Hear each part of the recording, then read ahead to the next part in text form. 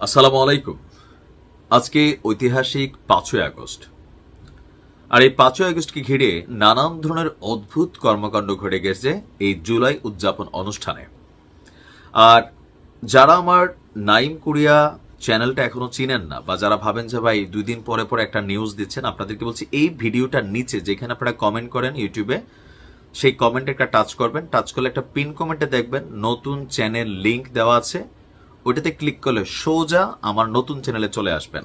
সেইখানে সাবস্ক্রাইব করে রাখবেন যদি ভালো লাগে, আর ভালো না লাগলে দেখতে থাকবেন, দেখতে দেখতে ভালো লাগা ভালোবাসা হয়ে যাবে ইনশাল্লাহ। যাই হোক, নতুন চ্যানেলটা অনেকে খুঁজে পাচ্ছিলেন না। কথা বলছি আজকে কিছুক্ষণ আগে প্রধান উপদেষ্টা ডক্টর মোহাম্মদ ইউনূস তিনি জুলাই ঘোষণাপত্র পাঠ করেছেন।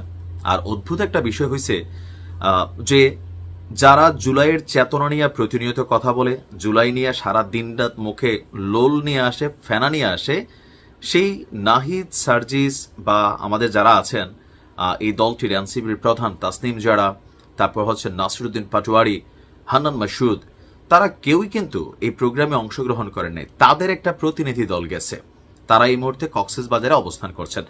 অনেকগুলো ডিটেলস নিউজ আমি ওই চ্যানেলে দিচ্ছি, এগুলো হচ্ছে সারমর্মগুলো আপনাদেরকে বলছি যে আজকে কি কি বিষয় নিয়ে কথা বলেছিলাম।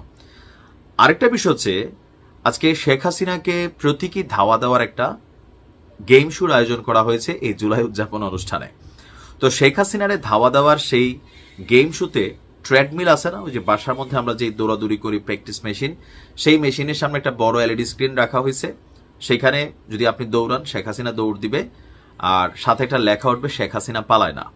এর বাহিরে আরেকটা মজার কাণ্ড ঘটছে যে শেখ হাসিনা যখন বাংলাদেশ ত্যাগ করে গেছিল, হেলিকপ্টারে পালানোর সেই ঐতিহাসিক ভাইরাল দৃশ্যকে প্রতীকী অর্থে আবারও ফিরানোর জন্য অনেকগুলো বেলুন হেলিকপ্টার তৈরি করা হয়েছিল, যেগুলো আকাশে উড়াবে।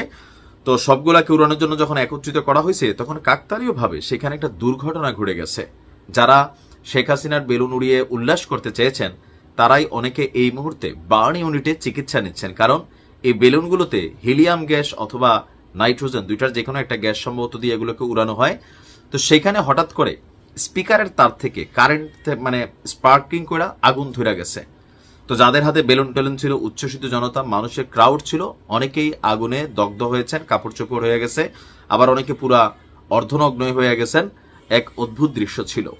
এছাড়া গতকালকে রাতে আপনার এই অনুষ্ঠানকে কেন্দ্র করে আমরা দেখেছি ফার্ম গেটে ককটেল বিস্ফোরণের ঘটনা।